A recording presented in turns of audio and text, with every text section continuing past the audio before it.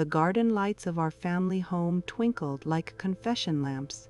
Everyone smiled, glasses clinking, photographers whispering through laughter. It was the engagement party I should have had, except the wrong sister was wearing my future. Lily looked radiant in the soft yellow light, classic, charming, effortlessly good. She had always been that way, the kind of person people described as pure, which somehow implied that I was not. And beside her, Ryan Miller, my Ryan. Or he had been, until 3 months ago. I stood at the edge of the crowd, the hem of my black dress brushing winter frost. No one noticed me slipping deeper into the shadows. That was the moment I knew I would disappear until it was time to return. We'd met senior year of college. He was brilliant, ambitious, the kind of man who said, "Trust me," and actually made you want to. When he got the job in my father's architectural firm, it felt like a sign from the universe. We were meant to build things together. But Ryan had ambition that wrapped itself in admiration. And my family, especially my father, admired efficiency more than loyalty. Lily, kind and accommodating, fit that ideal perfectly. Quietly, they began to push her toward him and him toward her, like chess pieces moved by invisible hands. By the time I realized what was happening, I had already missed my period twice. When I learned I was pregnant, fear replaced air. Ryan wanted power, not complication. My father would have seen a scandal. I decided to wait, to tell him after our next project milestone, when stability might make our child seem like less of a threat. But before I could speak, my sister intercepted the story. The confrontation happened in my mother's kitchen. Lily had always spoken softly, even when she was betraying you. "You know Dad doesn't like surprises," she'd said, voice trembling like a saint forced to handle sin. "If you tell him, he'll destroy Ryan's career. He's worked so hard. Maybe let this go quietly?" My hands had shaken. "You want me to pretend I'm not having his child?" Her eyes glistened with practiced empathy. "For everyone's sake, yes." That night, Ryan called. His tone detached, rehearsed to split me clean in half. "You're incredible, but we want different things. I've met someone who feels right." He didn't say her name. He didn't need to. 2 weeks later, the engagement invitations arrived. I left the city the morning their wedding photographs were printed, a one-way train ticket and a borrowed suitcase. My parents barely noticed. Lily had become their perfect story, and perfect stories didn't leave room for guilt. I settled in a small coastal town 3 hours away, working under an alias at a community design office. There I gave birth alone on a February morning that smelled of salt and antiseptic. Her name was Hope. Fitting though I didn't feel any, she had Ryan's eyes. Every day I reminded myself that one day I would stop loving their color. Every night I promised my daughter would never hunger for acknowledgement the way I had. I told no one who I really was, and no one needed to know. Years turned quietly into survival. While the city skyline expanded in magazines, my little world shrank to routine, drafting tables, playground laughter, endless budgeting. Hope grew into sunlight incarnate, curious, empathetic, fearless. Every sketch I drew, every breath I took, was anchored to the vow that she would never feel second best. But the universe, ever fond of irony, doesn't forget its unfinished stories. It started with an email. Subject, collaboration proposal, Langley Urban Renewal Project. The sender, Miller Engineering Group, Ryan. I read it 3 times before laughing aloud. A brittle sound, but real. Fate had a taste for poetic justice, apparently. The email requested local designers for a state housing initiative. I was one of 3 recommended subcontractors. He had no idea who Rains was, my professional name since restarting my life. My first instinct was flight. Then I reread the line detailing the project's scope: rebuild displaced communities using sustainable structures. Something in me shifted. The girl he betrayed would have run. The woman I'd become saw opportunity, the kind measured in more than concrete. Perhaps it was time for him to learn what it felt like to build upon foundations you could no longer claim. I met Ryan again 9 years after he left me. "Ms. Eddy Rains," he said across the conference hall table. His handshake was firm, businesslike. His eyes didn't spark recognition, not yet, but halted for a second, haunted by something familiar. "You look like someone I used to know," he said, half smiling. "Probably not," I replied. My voice didn't tremble. Inside, my pulse was a storm. He looked the same, older, sharper, but his confidence carried faint cracks. Ambition had aged into habit. Still, when he spoke about the project, his old passion surfaced, the kind that once made me believe life could be built from blueprints alone. "I want this to mean something," he said. "Legacy work." "Legacy," I echoed. Interesting choice of word. Weeks of collaboration followed. Emails, site visits, endless hours across drafting boards where his shadow sometimes fell near mine. He remained oblivious, though I caught flickers of uncertainty whenever our conversations slipped toward memory. Then, one afternoon on site, he arrived late, exhausted, phone pressed to his ear. Lily's voice, faint but shrill, carried through the line, anger, accusation. Something about their son's boarding school, money, interviews. He hung up quickly when he saw me watching. "Rough day?" I asked mildly. He rubbed his temple. "Family, never simple." "No," I agreed. Never simple. Odd how revenge begins not with fury but with curiosity. I started watching, not stalking, never desperate, just studying him as one studies the weather before deciding whether to plant. His company was struggling, a merger planned, debts mounting. The perfect man who'd once had every door open now carried invisible locks in his voice. And that was when she returned into focus. Lily, still lovely, still image, perfect, but rumored to be fading socially after years of careful pretense. The same circles that once adored her now called her cold, self-absorbed. I knew the type of loneliness she'd created for herself. She'd made it my world first. Rumors said Ryan's marriage was fraying under quiet finances and louder expectations. I didn't need to destroy them. I just needed to let gravity do what betrayal had started long ago. Then the inevitable happened. Ryan called one evening after work. "Eve," he began, then froze, startled at the name that slipped out inadvertently. He caught himself. "I mean, Mrs. Rains, sorry." My breath didn't hitch. "Old habits die hard," I said. For the first time, his eyes truly searched mine. Recognition dawned slow but searing. "It's you," he whispered. "God, you're her." I said simply. "You made sure of that." He stepped closer. "All these years you disappeared. You thought I'd vanish quietly, and I did, until you wandered into my town." He looked stunned, guilty, a storm of nostalgia and realization warring in his face. "I didn't know," he said weakly. "If I had any idea." "You didn't want to know," I cut in. "You chose comfort over conscience." That night I went home shaking. Not because of him, but because of what his recognition awakened, not vengeance, but the ache of everything that might have been different. Hope was asleep on the couch, her drawing pad open. On the page she'd sketched our tiny house, herself in the garden, and a man by the gate. When I asked who he was, she smiled. "An engineer who builds everything back together." My heart clenched, history repeating in crayon. The difference now was that I held the pen. I didn't sleep much after that night. Recognition had cracked the shell I'd built around my life. The next morning, I caught my reflection in the bathroom mirror and barely recognized myself, not because of age, but because of certainty. The woman staring back at me knew exactly what she wanted, not destruction, exposure. People think revenge is something grand, explosions, courtroom confessions, theatrics. Real revenge is subtler. You guide truth to the surface and let their guilt do the heavy lifting. And I wasn't just doing this for me anymore. I was doing it for hope. Ryan called again 2 days later using the excuse of a design clarification. I almost smiled at the irony. Our entire story had fallen apart because he'd misunderstood my intentions, and here he was asking for clarification again. We met in my office.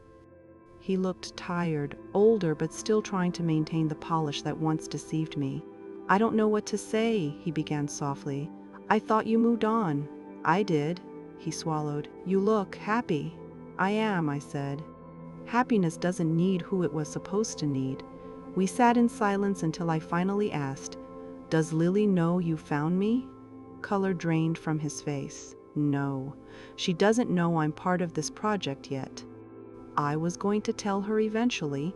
I nodded, finishing his sentence in my head, "once it's safe." The pattern never changed, self-preservation first. "My company's contract runs 3 years," I reminded him coldly. "That's how long you'll have to see me succeed without your permission." He flinched, not from cruelty, but something worse, shame. Over the next months, professionalism tethered us. We met weekly, exchanging plans, pretending normalcy. He began to avoid mentioning home, shifting conversation toward the project or nostalgia he didn't quite earn. Sometimes our eyes met long enough for memory to resurface, and in those silences, there was the echo of something we'd both tried to bury. But every time I weakened, I'd open my drawer and find Hope's last crayon sketch, the one with the engineer at the gate. It reminded me why purpose mattered more than pain.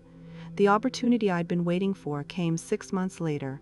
Our coastal redevelopment proposal was up for government review, and we needed to present before the committee, a session that would be covered in local news. Ryan expected to lead. I volunteered to co-present. "But the optics," he began.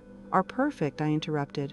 "A narrative of reconciliation, 2 former partners proving collaboration, is possible even after internal disputes." He frowned. "What disputes?" "You'll see," I said evenly. The day of the presentation, the conference room glowed under harsh white light. Local journalists filled the back row. Ryan stood beside me as our slides detailed years of neglect and need for integrity. Then, in my closing notes, I added a new slide. Human value in architecture. "This project," I said into the mic, "stands for rebuilding not only structures but trust. When institutions value image more than compassion, they collapse. When families choose appearances over truth, they fracture. Healing comes only when we stop pretending success equals worth." Ryan stiffened beside me. He understood exactly what I meant. Every headline the next morning quoted that line word for word. He confronted me afterward in the parking lot. "That speech, was that aimed at me?" "If the shoe fits, wear it," I said. "I made mistakes, Eve, but I'm not the villain you think." "You left a woman carrying your child because my sister made things easier," I said quietly. "You made your choice. You don't have to keep defending it." His breath stalled. "Child?" His entire composure faltered. "Yes," I said, "a daughter." The silence that followed was seismic. He took a step closer, voice trembling. You had my child and never told me?" "I didn't dare," I said steadily. "You'd already chosen another family." He sat down right there on the curb, hands in his hair. I waited. Finally he said, "Where is she? She's safe." "That's all you need to know right now." He looked at me helplessly. "I should meet her. I deserve?" "You deserve consequences," I said, cutting him short, "but she deserves security, and I decide which you get first." He nodded slowly. There was no anger, only acceptance, the first real maturity I'd ever seen in him. Days passed. He didn't push. Instead, he kept showing up, to work, to help, never asking again. Sometimes his restraint looked like penance. Sometimes it looked like fear. Meanwhile, karma worked quietly elsewhere. Lily called one morning. I didn't answer first. I let it ring until her name flashed again. When I picked up, her voice was brittle. "You're working with him?" "Apparently. Don't play coy. I know." "Someone sent me photos." "How efficient," I said. "You taught me well." "What do you want, Eve?" "Nothing," I said, "which is why it's working. I'm warning you, if you try to ruin my marriage." "I don't need to ruin it, Lily. You did that the day you built it on betrayal." She exhaled shakily. "He wouldn't dare choose you again." "He doesn't have to," I said softly. "He already did when he came knocking." I hung up before she could respond. That evening, Ryan showed up at my house for the first time. "I think Lily knows," he said quietly. "I know. She's threatening to go public. She'll spin it like we. We don't need to protect her lies anymore," I said calmly. For a long time, he just looked at me. Then his gaze drifted past me to the small pair of shoes by the couch. "That's hers, isn't it?" he whispered. "Yes." He swallowed hard, eyes glassing. What's her name? Hope. The sound of it broke him. I didn't invite him further inside. Some doors stay open by restraint alone. When Hope finally met him, it wasn't cinematic. I told her simply, "This is Ryan. An old friend who helped me once." She nodded politely, more interested in finishing her drawing than inspecting adults. I watched him watch her, everything in his expression collapsing into awe and regret. After she left the room, he exhaled shakily. "She's brilliant. She's mine," I said. He smiled faintly through tears. "I'm glad for that." And that was all I needed to hear. Word of Lily's fury made its way through mutual circles. She told people I'd stolen her husband emotionally, that I'd manipulated the project to embarrass her. But gossip loses oxygen when you own your narrative first. I released an interview about second chances through endurance, focusing on single motherhood and career rebuilding. I didn't name names. I didn't need to. The internet filled in the blanks. Public sympathy shifted quietly. Stocks in my firm rose. Ryan's board offered him a consultancy instead of chairmanship. Cleaner optics, they said. He didn't fight it. "It's time someone else built the skyscrapers," he told me. "I'll focus on smaller things." Good. The man who once needed monuments now understood foundations. Lily eventually filed for divorce. Publicly, she blamed irreconcilable ambitions. Privately, she sent one final message through our mother: "You win." For once, I didn't correct her. It wasn't about winning anymore. One evening, as sunset stretched over the harbor, Ryan joined Hope and me at the local pier. We'd been walking there every Friday for months, friendship disguised as penance. He knelt beside her as she pointed out cranes and dock lights. "They're rebuilding," he told her. "They always are," she replied. "Stuff breaks." "You fix it," he laughed softly, eyes wet again. Later, when she ran ahead chasing gulls, he turned to me. "You've done everything I was too weak to do." "You'll get your chance," I said. "I don't deserve to be her father." "Maybe not," I said. "But she deserves the truth, eventually. And you can start by becoming someone worth telling her about." He nodded. "And you? What do you want?" "Nothing that costs my peace," I said quietly. 6 months later, Hope's school hosted a community fair celebrating the redevelopment project. She insisted on bringing both of us. Standing together under the completed sign, Rains S. Miller Urban Renewal Project, felt strangely peaceful. The photographer took our picture. The headline appeared online 2 days later: "Once rivals, now rebuilders, a story of forgiveness." Lily would hate it. The universe would applaud it. That night, after Hope went to bed, Ryan lingered by the doorway. "You really forgive me?" he asked softly. "I had to," I said. Holding on was costing her childhood. He nodded, the faintest smile forming. "You turned pain into purpose, Eve." "It's indescribable." "That's because you used to call purpose trouble," I teased. He laughed, looking genuinely alive again. "You were always better at design, even when it came to rebuilding people." "Good night, Ryan." He left, and for the first time in years, the silence that followed didn't feel empty. It felt earned. Revenge, I realized, isn't forcing someone to suffer. It's letting them witness what you built without them, and making sure they recognize their absence in every brick. And redemption isn't letting them back in. It's knowing you could, but choosing not to need to. Summer returned to the coast, bringing the kind of golden warmth that makes memory gentle. By then, the harbor project had become a benchmark case for sustainable design. People began calling me the architect of empathy, a title that made me laugh too hard the first time I read it. Empathy hadn't built any of this. Endurance had. Ryan still worked nearby, never overstepping, never pretending we were something we weren't. Hope adored him the way children adore a favorite teacher, admiration without obligation. He'd come to her school events, bring models of bridges, explain tension and balance. She listened more closely to him than to anyone, which hurt and healed in equal measure. I told myself it was enough. It almost was. One afternoon I was called unexpectedly to a legal deposition. Lily's lawyers. She was suing to contest parts of the divorce settlement, claiming Ryan had misrepresented assets, essentially accusing him of hiding money through the new redevelopment contract. Only one problem: that contract was mine. The hearing required me as witness. When I entered the neutral gray of that courtroom, Lily looked as flawless as ever, perfect tailoring, serenity rehearsed to death. But when her eyes met mine, the serenity cracked. I recognized the brief, raw panic of someone seeing the ghost of the person they'd thought safely buried. Her attorney began the cross-examination. "Ms. Rains, can you confirm your personal and professional relationship to Mr. Miller?" "Professional," I answered calmly, "and your company benefited substantially from a public contract that he helped negotiate." "Yes. Would you call that a conflict of interest?" "No." "I'd call it competence, finally funded." A quiet murmur rippled through the observers. Lily kept her composure until the attorney mentioned hope. "There are suggestions of familial ties between the parties, a child." I stood before he could finish. "You will not involve my minor daughter in litigation meant to salvage your client's pride." The judge nodded. "Strike that question." Lily's mask broke completely then. She leaned forward, whisper shouting across the table, "You stole everything I built." I met her eyes. "You built it on me."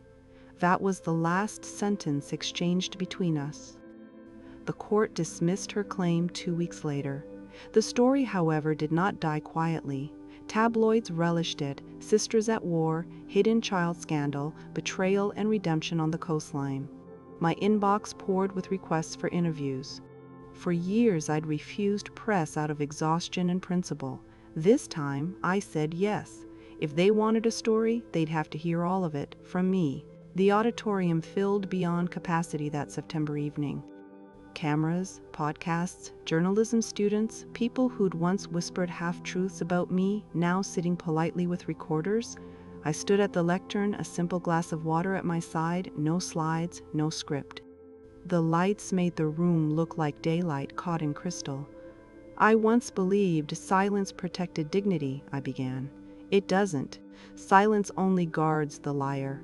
Gasps scattered quietly. I was young when I learned how easily love and ambition blur. When you combine them, you can mistake fear for loyalty.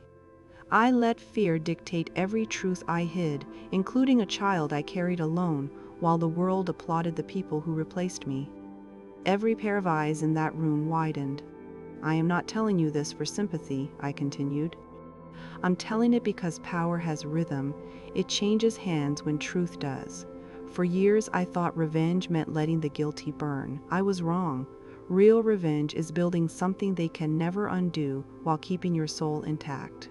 I paused, scanning faces. Some wept quietly, some just stared.